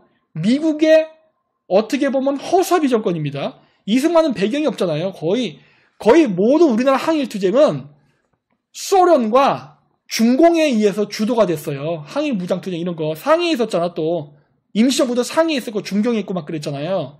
그래서 우리나라의 독립운동은 중국과 소련의 영향을 받았단 말이야. 미국의 영향을 받은 사람은 이승만, 안창호 뭐 요런 사람들밖에 없어요. 서재필 요런 사람들밖에 없고 다 저쪽이야. 근데 공교롭게도 공산주의자야. 공산주의자가 아니더라도 그 사람 주위는 전부 다 빨갱이들이 둘러싸고 있어. 응? 그러니 미군정이 선택할 수 있었던 사람은 가장 핵심 자리인 대통령은 미국이 믿을 수 있었던 이승만. 그 다음은 누구? 일본 제국의 관료들을 집어넣은 겁니다. 왜? 일본 제국은 소련과 중공과 싸웠기 때문에 얘네들은 확실히 믿을 수 있겠어. 그리고 일본 제국은 이미 멸망했어. 그리고 일본 제국을 위해서 일했던 사람들도 항복할 때 조건이 뭐였어요? 일본의 천황은 죽이지 않겠다. 좋아. 일본 천황은 안 죽일게. 대신에 너희 A급 전범들, 윗대가리들 너희들은 다 뒤졌어. 이렇게 했단 말이에요. 처형했죠. 많이는 처형 안 해서 거기도. 독일하고 똑같아요. 많이 안 합니다. 몇 명만 해요. 그리고 나서 바로 친일 관료들을 우리나라에서 쓴 거예요. 그리고 일본 제국 내에서도 구일본 제국의 관료들을 쓴 겁니다. 대표적인 예가 키시노부스케.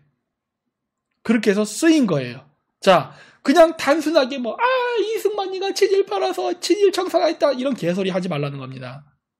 시대적 상황과 배경을 정확히 보고 얘기하나요? 왜 그 당시에 그런 일이 일어나는가? 남한도 그랬는데 북한도 마찬가지였다. 왜? 그 친일 관료들을 제외하면은 나라가 움직여지지가 않아.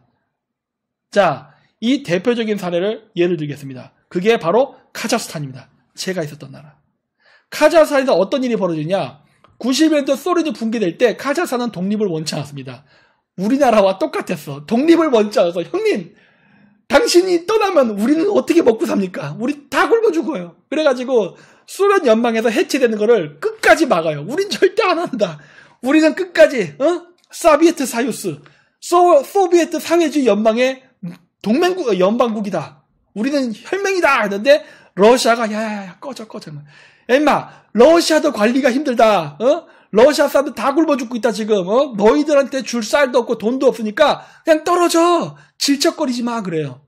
그래서 어떤 일이 벌어지냐? 카자흐스탄이 지금은 잘 사는데 카자흐스탄이 우즈베키스탄보다 못 살았어요. 그 당시에. 왜냐? 소련 시절에 4대 도시가 모스크바, 상트페테르부르크, 그 다음에 키예프, 그리고 타슈켄트였습니다. 우즈베키스탄의 수도 타슈켄트. 소련의 4대 도시였어요. 그래서 91년도에 카자흐스탄이 독립하고 거지였잖아. 그러니까 어떻게 된 거예요? 카자흐스탄으로 갑니다. 그래서 한 1991년부터 2008년까지 많은 카자흐인들이 우즈베키스탄에 가서 소위 얘기하는 불법 노동을 해요. 애들이 유목해서 고기는 많이 먹어도 힘은 좋거든. 그러니까 우즈베키스탄에 가서 우즈베ክ 애들은 농사 짓거든요. 거기에서 밭 갈아요. 밭 갈고 그러면서 거의 반 노예 생활을 합니다. 그리고 우즈베키스탄 일할 때 그렇게 우즈벡 애들이 카자흐 애들을 두들겨 팼대요. 완전 노예 부리듯이 했대. 그래서 지금도 우즈벡 사람들이 카자흐스탄에 함부로 못 들어옵니다. 우즈벡인 거 발견하면 카자흐인들이 두들겨 패요. 그냥 이유가 없어.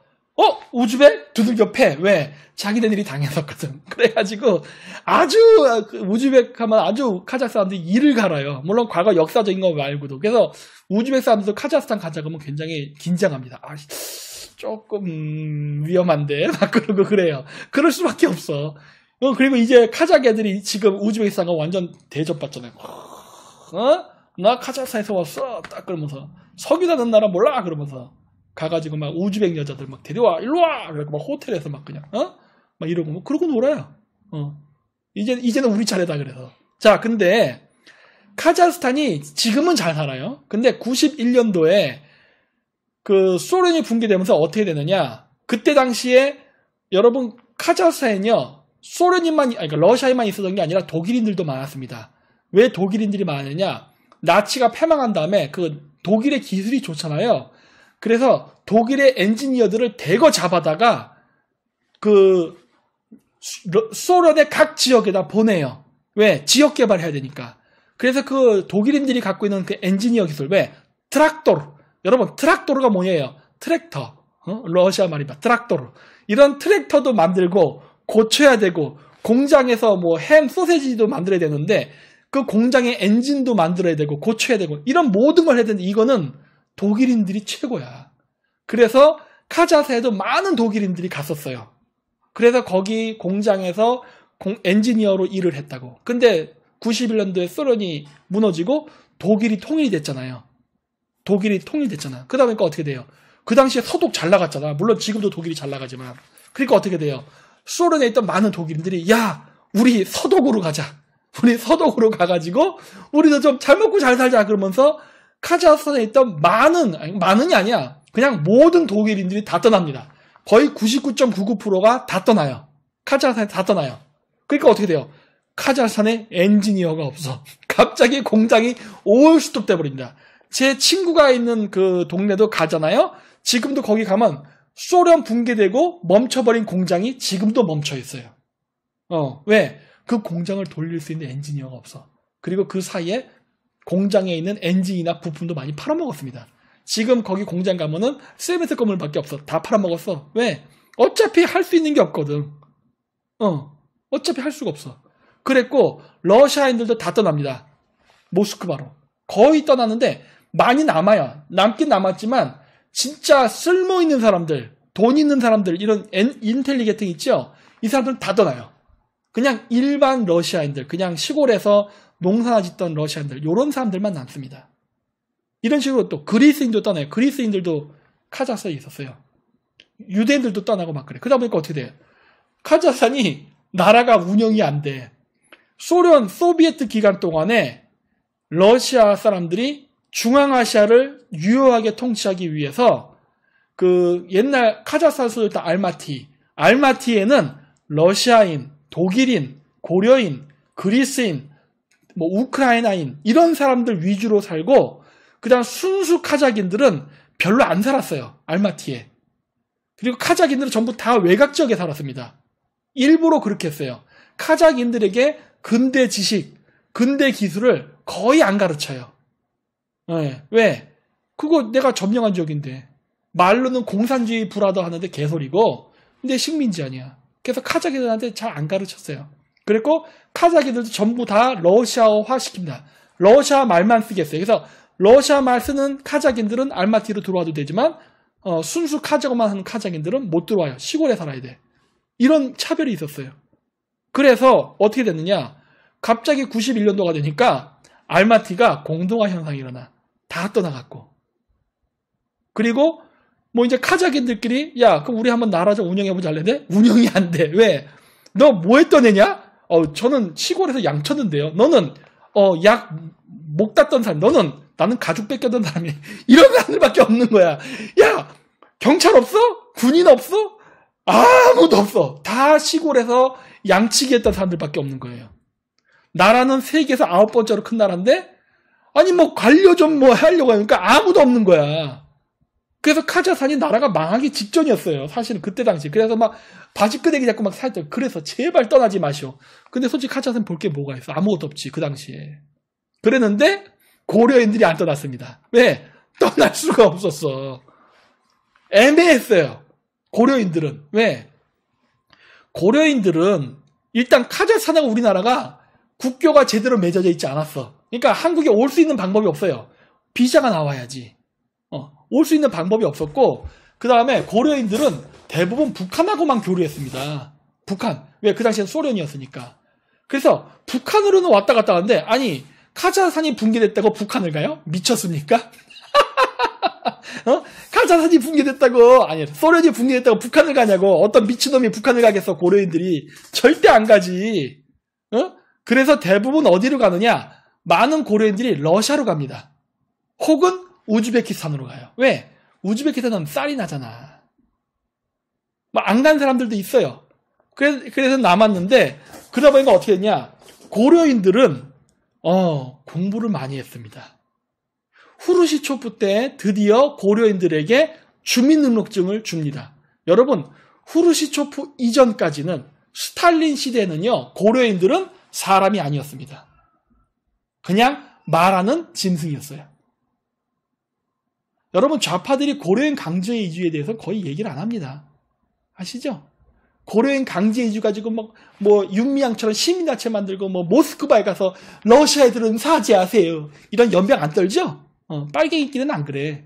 빨갱이들이 저지른 죄에 대해서는 서로 묵인합니다.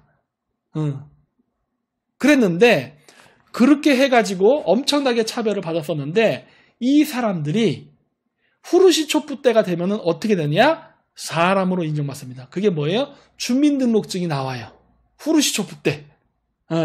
왜냐? 2차 세계대전 때 중앙아시아에서 쌀을 재배해서 공급했거든. 우크라이나를 나치한테 뺏기면서 소련군은 그 당시에 곡창지도를 빼앗겼기 때문에 식량이 없었어요. 난리가 났지. 땅은 넓은데 다 시베리아야. 그나마 미리 재배되는 우크라이나는 나치가 점령해버렸어. 이제 소련군은 굶어 죽기 딱 좋아. 다 뒤지게 생겼는데 그때 식량이 어디서 오냐? 중앙아시아에서 옵니다. 왜? 고려인들이 쌀을 재배해요. 고려인들이 쌀을 재배하는 지금 그 전 세계 벼농사의 북방 한계선을 고려인들이 만들었습니다. 이거 세계 신기록이에요. 이거 세계 신기록. 이거 기네스북에도 나와요. 누구도 카자흐스탄에서는 쌀을 재배할 수 없다고 생각했는데 그걸 만들어낸 사람들이 고려인들이에요. 기차에 강제 이주 당할 때 벽실을 갖고 탔답니다. 그 벽실을 갖고 와서 중앙아시아에 뿌린 거예요. 그게 오늘날 카자흐스탄 우시토베에 있는 밭이에요. 논이에요. 논. 그때 만들어요. 그래서 소련군들이 거기서 식량을 조달해서 싸웠기 때문에 식량이 안 떨어지고 보급이 돼가지고 소련군이 버텨요. 버텨갖고 어떻게 해가지고 이겨갖고 결국 나치를 이깁니다. 그래서 후르시초프가 고맙다고, 그때 그게 아니었으면 우린 굶어 죽었다. 그럼 우리 나치한테 졌을 수도 있다. 그래가지고 그때 고려인들을 시민권을 줘요. 그때 시민권을 받습니다. 강제 이주시키고 막 했는데 그때는 고려인들은 사람이 아니었어. 그래서 시민권을 받습니다. 그래서 시민권을 받으니까 어떻게 돼요? 그때부터 공부가 가능했어요. 시민권을 받으니까 이제 등록이 되잖아. 그러니까 어떻게 돼? 병원에 가도 의료보험이 되고 비행기도 탈 수 있고 왜냐 이제 신분증이 나왔으니까. 그래서 교육을 받아요. 근데 공부를 시작했는데 공부를 존나 잘해. 그래가지고 후르시초프 이후에 고려인들은 교육을 받으면서 엘리트층으로 성장합니다. 네. 그래요. 그랬는데 주로 뭐를 잘했느냐? 수학을 잘하는 사람들이 많아요. 수학. 그래가지고 지금도 그렇지만 카자흐스탄의 회계사들 있죠? 상당수가 고려인입니다. 상당수가 고려인들이에요. 카자흐스탄이 독립할 때 카자흐인들은 능력이 없어요. 나제르바예프나 몇몇 간부들만 엘리트층이 있을 뿐이고 없어. 그래가지고 어떻게 돼요? 고려인들이 남았잖아요. 그래서 나제르바예프 대통령이 고려인하고 친했습니다. 옛날 때. 왜 친했느냐? 그때 자기가 대통령이었거든. 이제 깜깜한 거예요. 여러분 그거 아세요? 나제르바예프 대통령이 초창기 독립했을 때 카자흐스탄 대통령이었을 때 봉고차 타고 다녔습니다. 중고 봉고차. 중고 봉고차 타고 다녔어요. 옛날 대통령이. 나중에 진짜 메르세데스 벤츠, 벤틀리, 이런 거 탔지만은, 그때 당시엔 중고 봉고차 탔어요. 소박한 게 아닙니다. 가난했어요. 존나 가난했어. 카자흐스탄은 똥꾸녕이 찢어지게 가난했던 나라입니다. 똥꾸녕이 찢어지게 가난했던 나라예요. 그래가지고, 어쩔 수가 없었어요. 어쩔 수가 없었어. 왜? 차가 없어서. 그랬는데, 고려인들이 안 나갔단 말이야. 근데 고려인들이 안 나갔는데, 고려인들 중에는 모스크바에서 공부하고, 대학교에서 공부하고 가서, 대학교, 행정관료, 알마티의 행정관료 있잖아요. 이런 거 했던 사람들. 그 다음 수학을 해갖고 회계사, 금융전문가, 이런 사람들이 많았어요. 그러니까 어떻게 돼? 행정부를 운영할 수 있는 거야. 다 떠났는데 고려인이 남은 거예요. 그래서 잡습니다. 가지마. 가지마. 살리자. 그래가지고 이걸 살리는데 그러면서 이제 카자흐스탄에서 석유가 나잖아요. 그러니까 어떻게 되느냐? 미국의 엑슨모빌이 접근합니다. 야야야 너희 석유 많네? 그런 거야. 야 저 석유 좀 캐자 했는데 카자흐스탄은 석유 캘 수 있는 기술이 없었어요. 베네수엘라하고 똑같았다니까. 석유는 있는데 캘 기술이 없어. 그러니까 미국이 어떻게 한 거예요? 야야야 내가 캘게. 내가 캐고 내가 너 수수료 줄게. 이렇게 한 거예요. 그러니까 이거 땡큐 베리 마치지. 야 드디어 돈이 들어온다. 돈구녕이 생겼다 해갖고 그때부터 카스피해 지역의 유전지대를 개발해가지고 돈을 끌어내요. 그러면서 카자흐스탄이 드디어 경제 성장을 합니다. 그러면서 어떻게 돼요? 카자흐인들이 정치 세력이다 보니까 카자흐인들이 석유 회사를 차지해요. 네. 우리 또 사도대 8천 막 이러면서 지들끼리 나눠 갖는단 말이야. 석유 회사를 장악해 카자흐 애들이. 이거는 없어요. 이거는 없는데 야, 너 뭐 직업이 뭐라고? 양치기? 이제 넌 석유 회사 사장이야. 너 가서 사장해. 이러다 보니까 어떻게 돼요? 일단 미국 애들이 알아서 캐주고 알아서 다 해주니까 이제 석유는 해서 팔고 이제 돈은 벌어. 그리고 이제 자기 사돈 팔촌 시골에 양치던 애들 데리고 와갖고 사장까지 다 시켜줬어. 근데 문제는 뭐예요? 관리를 해야 되잖아. 이 관리 누가 할 거야? 야 이번에 석유가 얼만큼 캐냐? 400만 배럴을 캤답니다. 그 400만 배럴이면 얼마야? 모르겠는데요. 왜 몰라니까? 저는 양치기였습니다. 야, 계산해야 돼. 계산 못해. 어떻게 된 거야? 고려인들이 들어가는 거야, 고려인들이. 그러니까, 얼마? 이 환율 변동되네요? 그렇게 되면 얼마? 이런 거 계산할 줄 아네? 그래서 어떻게 돼요? 고려인들이 지금도예요.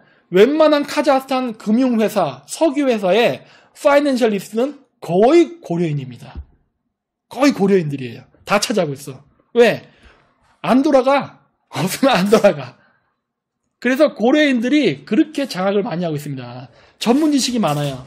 그리고 나서 지금 어떤 일을 하느냐? 카자흐스탄이 근대화를 해야 되는데 이제 좋아.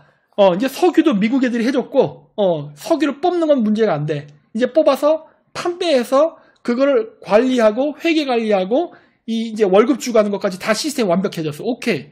요거까지는 됐어. 자, 이제 요거 다 했는데 이제 뭐가 필요해요? 건물도 짓고 나라의 체계를 잡아야 되잖아. 어떻게 잡지? 야, 러시아를 보니까 병신이야. 옐친 때거든요. 러시아 이러고 있어 막. 보드카 먹고 난리가 났어. 야, 안 돼. 야, 어떻게 해야 되냐 하는데 그때 고려인들이 한국을 벤치마킹합니다. 그리고 그때부터 이제 우리나라가 드디어 카자흐스탄하고 교류가 되기 시작할 때예요. 그러니까 고려인들이 대거 한국으로 넘어와요. 그래서 한국 거를 그대로 베껴갑니다. 야, 한국에서 도시락이 유행한대. 그 도시락, 그래갖고 도시락이 다 퍼진 거예요. 그리고 뭐든지 다 갖고 와요. 그래서 지금 카자흐스탄의 지하철 시스템은 현대가 만들었습니다. 그 차량도 현대차예요. 그리고 텔레비전 만드는데 그거 LG랑 관련이 있어요. 네. 그리고 지금 카자흐스탄이 자동차 만들거든요. 그 현대랑 관련이 있습니다. 네. 그렇게 하면서 하나하나 한국 들어와요. 그리고 지금 카자흐스탄이 E-거버먼트가 있습니다. 우리나라 E-거버먼트 있죠? 전자정부.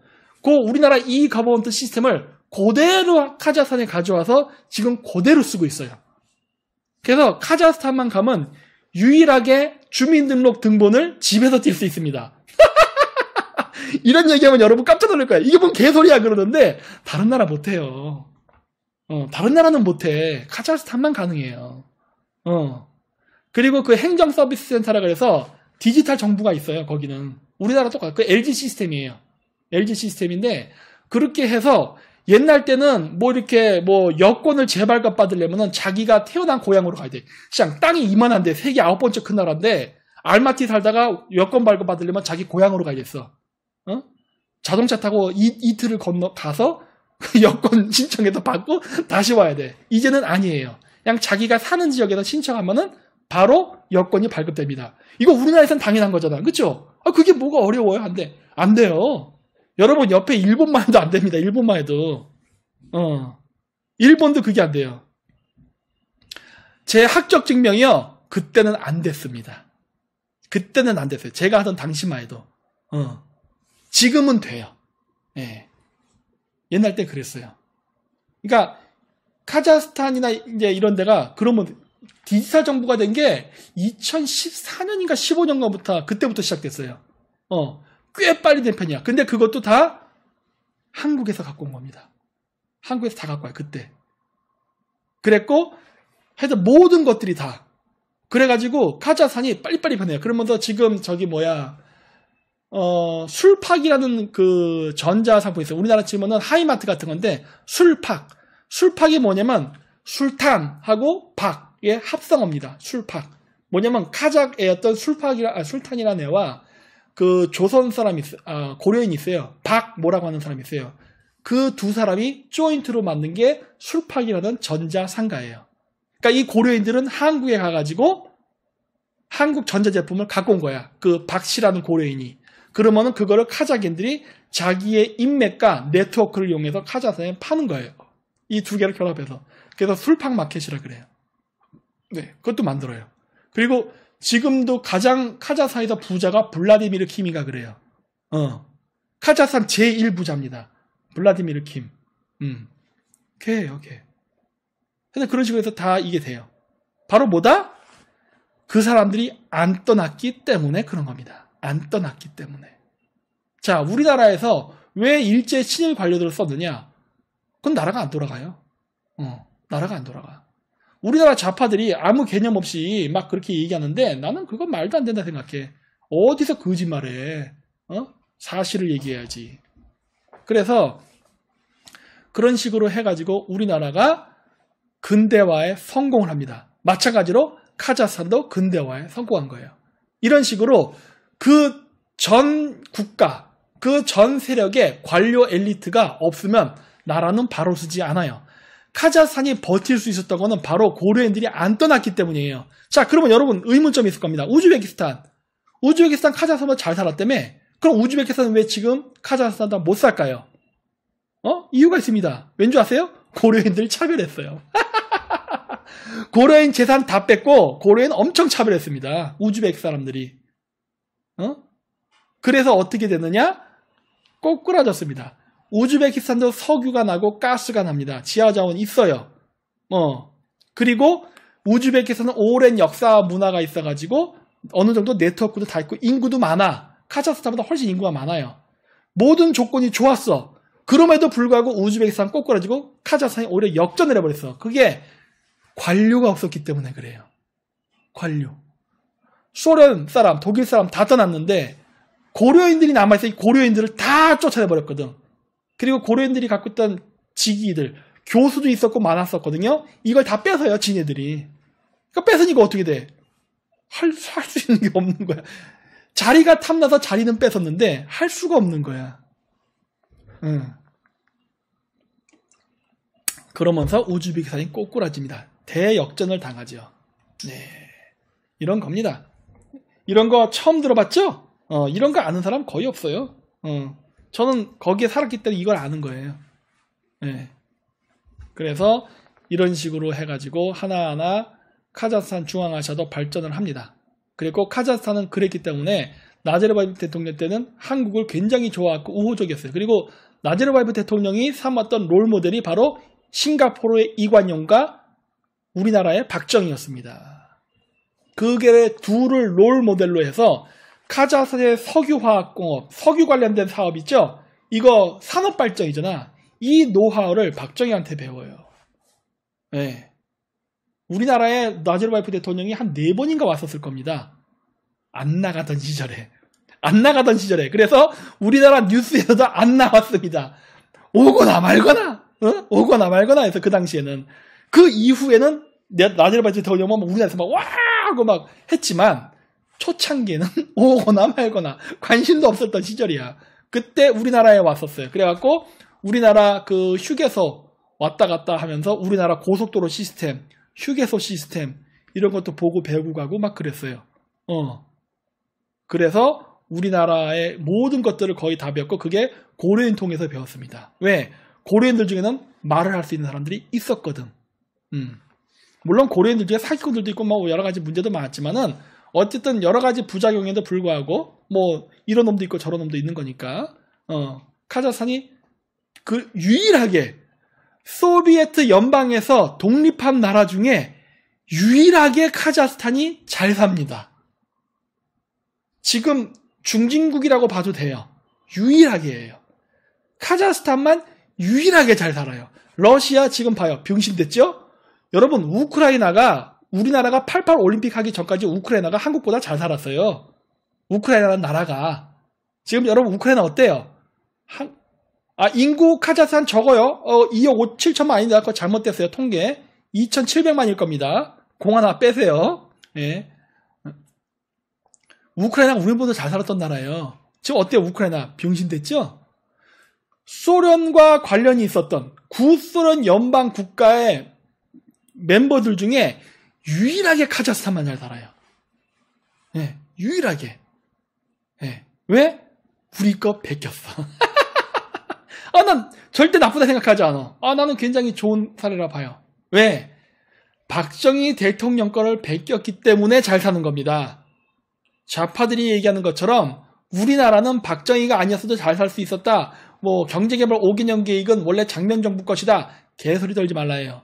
장면 정부가 만들면 뭐 어쩌라고. 그거 가지고 경제개발 할 수 있겠어? 경제개발 해볼 수 있는 관료, 경제개발을 할 수 있는 자금, 그 다음에 그거를 강력하게 추진할 수 있는 또라이 같은 강력한 힘을 가진 지도자 이런 것들이 있어야만 가능한 건데 뭘 할 수 있어? 이런 거 할 수 있어? 우리나라는 박정희라는 친일파가 있었기 때문에 일본으로부터 엔지니어와 자본을 갖고 온 겁니다.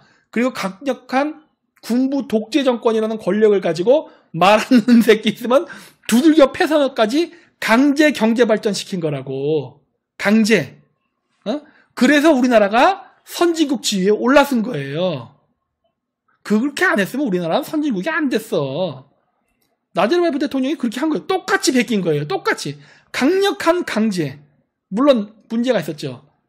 너무 돈을 챙긴 것 때문에 결국 문제가 생기긴 했지만 어쨌든 그렇게 해서 강력한 개발 독재를 해서 그래서 성공한 거예요. 박정희였어요, 박정희. 그래서 우리나라의 그 박정희 대통령 그거 새마을운동 존나게 공부해서 갔습니다. 내가 카자흐스탄에 있었기 때문에 이걸 잘 알아요. 그래가지고 우리나라 거 했고 우즈베키스탄은 안 했기 때문에 못했습니다. 왜? 고려인들을 다 때려잡았으니 우즈베키스탄이 경제 성장을 했는데 성장의 롤 모델을 누구를 잡을 거야? 미국을 잡을 거야? 영국을 잡을 거야? 여러분, 미국, 영국, 프랑스 이런 나라들은요, 남이 나라 삥 뜯어서 제국주의 시대 때 식민지를 장악해갖고 부자가 된 나라들이에요. 그렇죠? 식민지에서 금, 사탕수수, 뭐 카카오 이런 거 노예무역해가지고 약탈 막 두들겨 패가지고 그래서 돈 번 나라잖아. 그러니까 그런 나라는 개발 모델이 될 수가 없어요. 우즈베키스탄 나라한테는 개발 모델은 뭐야? 똑같은 경우죠. 식민지를 장했다가 독립했는데 성공한 나라. 이거밖에 롤 모델이 없는 거야. 미국도 따라갈 수 없고 영국도 따라갈 수 없는 거예요. 그렇죠? 러시아는 더더욱 따라가면 안 돼. 옐친 이러고 있을 때야.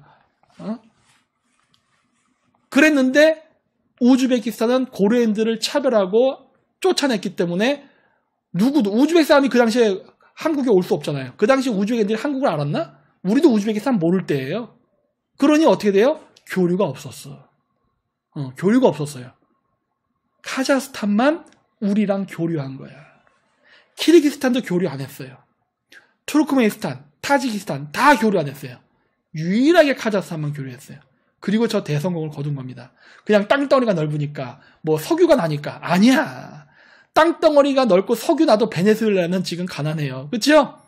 석유 있다고 잘 사는 것 아닙니다. 절대 아니야. 착각하지 말라는 거예요. 석유가 난다고 잘 사는 게 아니고 석유가 없다고 못 사는 게 아닌 겁니다. 중요한 거는 정책이에요. 그래서 이게 된 겁니다. 우리나라 경제 성장도 이렇게 된 거예요. 친미파 이승만, 친일파 박정희 이게 아니었으면 우리나라는 절대 경제 성장 못해요. 역사는 객관적으로 보자고. 여러분들이 마음에 들건 안 들건 상관없이 있는 그대로를 보자는 거예요. 있는 그대로를. 이렇게 성공 사례가 존재하잖아요. 성공 사례. 그러니까 역사는 무조건 사례를 중심으로 봐야 된다. 난 지금 사례 얘기했어. 카자흐스탄. 중국도 성공 사례예요. 왠지 아세요? 중국도 등소평 때 박정희를 모델로 했습니다. 네. 물론 박정희가 독자적이었냐? 아니에요. 박정희는 일본 제국과를 베꼈습니다. 메이지 유신을 베꼈습니다. 그래서 유신 헌법이란 말이 나오는 거예요. 메이지 유신을 베낀 거예요. 왜? 친일파니까. 뭐 어때? 친일파가 욕이야? 니들은 욕이라고 생각하겠지. 나는 그렇게 생각 안 해요. 친일파가 뭐 어때서? 그러는 거예요. 어디다가 도덕잣대를 대려 그래. 도덕잣대를 대는 놈들이 지금 김남국이처럼 비트코인하고 돈복도 돌리고 아니잖아? 그런 겁니다. 그따위 식으로 하지 말라는 거예요. 정치는 냉혹한 겁니다. 그렇죠? 자, 그래서 어쨌든 여기까지 오늘 PPT를 다 못했습니다. 네, 했지만 나머지는 다음 주 금요일 날 연결해서 하겠습니다. 아이고 신나라. 남았으니까 다음 주 금요일 PPT를 안 만들어도 되네. 이거 만드는 거 힘들어요. 오늘 빡시게 만들었는데 남았으니까 다음 주 금요일 날 재활용해야겠습니다. 그러면 이제 토요일 것만 준비하면 되네. 그렇게 되고 내일 역사 강의 있습니다. 네, 역사 강의 있는데 역사 강의 재밌을 겁니다. 제가 재밌는 것들을 또 많이 찾아냈어요. 그래서 지금 집어넣고 작업 중인데 요거 끝나면 바로 또 이제 역사 내일 오후 3시인가 하는데 그거 또 이제 작업마저 끝내야 돼요. 그래서 할 겁니다. 저기 티르 계십니까? 똑똑. 티르! 네, 있습니다. 네. 혹시 추가할 얘기 있습니까? 없습니다. 없어요? 네, 낮 3시에 라이브 맞으세요. 네, 줌으로 맞죠? 합니다. 링크 받으셨을 거예요, 다들. 네. 그래서 네. 그 천문에 관련된 걸 얘기하는데 레이라인 위주로 할 겁니다. 레이라인 뭔지 알죠? 일직선 점열로 있는 도시들 이런 거 얘기할 거예요. 그래서 하니까 새로운 내용들도 많이 추가했으니까 아마 신청하시면 재미있는 거 많이 보실 겁니다. 그래서 오늘 티르가 할 말 없으니까 오늘 방송은 이것으로 마치도록 하고 그 다음에 내일 오후 3시에 역사 강연 때 그 다음에 그 9시 반인가 우리 Q&A 때 그때 또 뵙도록 하겠습니다. 네, 내일 오후 3시입니다. 역사는. 그리고 Q&A는 밤 9시 반입니다. 네, 그러면은 내일 뵙도록 하겠습니다. 안녕히 계세요. 안녕히 계세요. 빠이빠이. 빠이빠이. 이거 티르가 편집하는